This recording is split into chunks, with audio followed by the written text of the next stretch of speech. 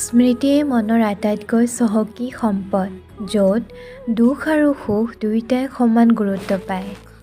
সেই স্মৃতিৰেই এখনি সেউজীয়া পথাৰ ইউনিভাৰ্চিটি।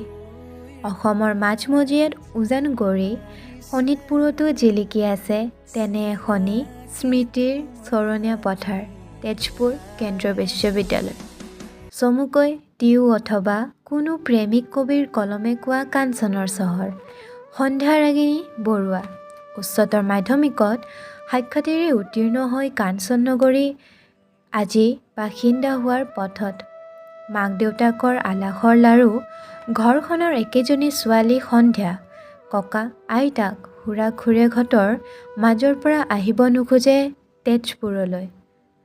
হেজাৰ বুজনিয়ে আৰু প্ৰতি সপ্তাহে ঘৰলৈ গৈ থকাৰ এশএৱৰি প্ৰতিশ্ৰুতি লৈ চকুৰ পানী মচি মচি সন্ধ্যা সোমালগৈ জ্যোতি তৰুণৰ সিপাৰৰ সেউজীয়া পৃথিৱীখনত।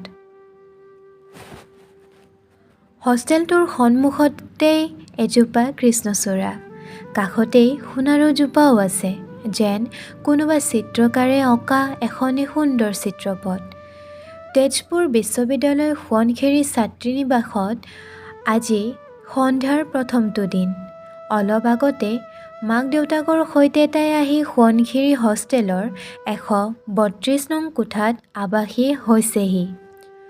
প্ৰথমবাৰৰ বাবে ঘৰৰ পৰা আঁতৰত থকাৰ বাবে সন্ধ্যা যেন অস্বস্ত হ'ব পৰা নাই। তেজপুৰ বিশ্ববিদ্যালয় অন্যবোৰতকৈ বহু পৃথক বুলি তাই শুনিছে।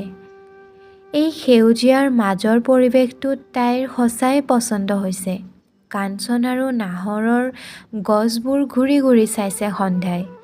ইমান ধুনীয়া কেম্পাছ নহয় যেন কোনোবা সাহিত্যিকৰ কলমেৰে নিগৰা সপোনহে।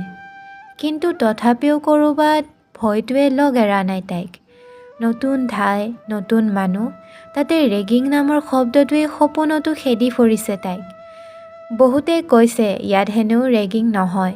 দেখিছে, তাইও দেখিছে কেম্পাছৰ আলিয়ে গলিয়ে ওলোমাই থোৱা হৰ্ডিংবোৰে যেন বাৰে বাৰে সকীয়াই আছে। তথাপি ৰাতিখননো কি বিশ্বাস। ছিনিয়ৰ ২-৩জনী হুৰমুৰকৈ সোমাই আহিলে তাইক হল্ডিঙে বচাবহি নে কিবা। কি হ'ল, ভয় লাগিয়ে আছে নি? হঠাৎ কথাবোৰ ভাবি থাকোঁতেই ৰুমমেট বিদিশা বা সোমাই আহিল। নাই বা, এনেই আৰু অলপ, কওঁ নকৌকৈ ক'লে তাই। একো নাই, লাহে লাহে চব ঠিক